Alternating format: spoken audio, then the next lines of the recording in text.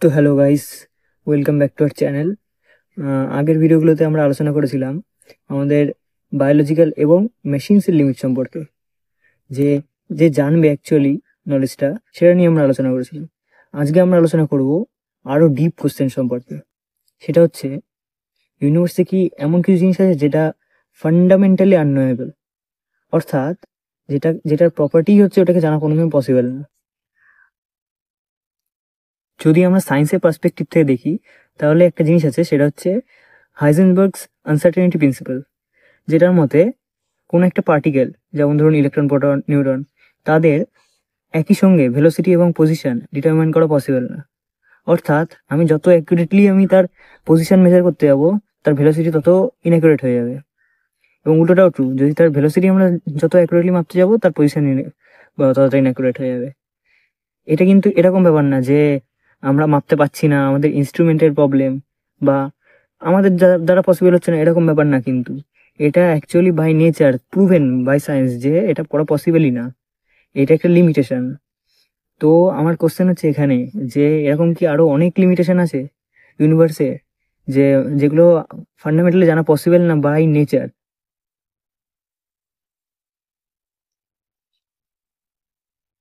এর মানে তো এটাও হলো যে পুরো ইউনিভার্সকে প্রপারলি ডিসক্রাইব করা পসিবলই না at a point of time. পুরো ইউনিভার্সের সম্পর্কে সমস্ত ইনফরমেশন কালেক্ট করা পসিবলই হবে না। আরেকটা জিনিস যেটা বলতে চাচ্ছিলাম, সেটা হচ্ছে the infinite chain of why. অর্থাৎ আমরা যে কোনো ফিল্ডে যতই ডিপ চাই না কেন, যতই সেটাকে কোশ্চেন করি, আরো ডিপার কোশ্চেন কিন্তু তারপরেই আসতে থাকবে। কোশ্চেন্সের কিন্তু কোনো শেষই হবে না। যেমন ধরুন, আমি যদি এক্সাম্পল দিই, যে সব থেকে স্মলেস্ট জিনিস কি, আমরা বলবো কোনো অনুপরমাণু বা কিছু। তার থেকে স্মলেস্ট জিজ্ঞেস করলে বলতে হবে ইলেকট্রন, প্রোটন, নিউট্রন। তার থেকে ছোট হলে বলতে হবে যে কোয়ার্কস বা এরকম কোনো পার্টিকেলস রয়েছে। তো এরকম করতে করতে কোশ্চেনের তো কোনো শেষ হবে না। লাস্ট অব্দি কোশ্চেন আসবে যে ওই পার্টিকেলটা কেন রয়েছে, পার্টিকেলটা কি দিয়ে তৈরি, তৈরি হলো কেন। আমি যদি ইউনিভার্সের ক্রিয়েশন নিয়ে ভাবি, ইউনিভার্স ক্রিয়েট কেন হলো, বলবে বিগ ব্যাং হয়েছে। তো বিগ ব্যাং এর আগে কি ছিল, বিগ ব্যাং কেন হয়েছে, বিগ ব্যাং তো না হলেও পারতো। বিগ ব্যাং আগেও বাকি বা ইউনিভার্সের ফিউচারও বাকি। কোশ্চেনে কিন্তু কোনোদিনও শেষ হবে না, যে আমি যে কোনো ফিল্ডেই যাই। তো এর থেকে আরেকটা থিওরি মাথায় আসছে, সেটা হচ্ছে যে তার মানে তো এটাই হলো যে ইউনিভার্সে কোনোদিনও আলটিমেটলি কোনো কিছু জানা পসিবলই না। কোয়েশ্চেন তো আসতেই থাকবে। তার থেকেই কিন্তু আরো ডিপ কোয়েশ্চেন এটা আসছে যে এমন কি না, যে এমন কি হতে পারে না যে আমরা অ্যাকচুয়ালি কিছুই জানি না, আমরা যা জানি সবই ভুল? এটা হতেই তো পারে। আর নেক্সট যেটা আমি বলতে যাচ্ছি, সেটা হচ্ছে সিমুলেশন থিওরি। আপনারা যদি না জেনে থাকেন, একটা সিনেমা বেরিয়েছিল দ্য মেট্রিক্স। সেটাতে বলা হয়েছিল যে টেকনোলজি, অর্থাৎ আর্টিফিশিয়াল ইন্টেলিজেন্স, এইসব এতটাই ডেভেলপ হয়ে গেছে যে তারা পুরো পৃথিবীটাকে টেক ওভার করে নিয়েছে, এবং মানুষদেরকে সেখানে বন্দি বানিয়ে রাখা হয়েছে। মানুষদেরকে as a energy source use করা হচ্ছে।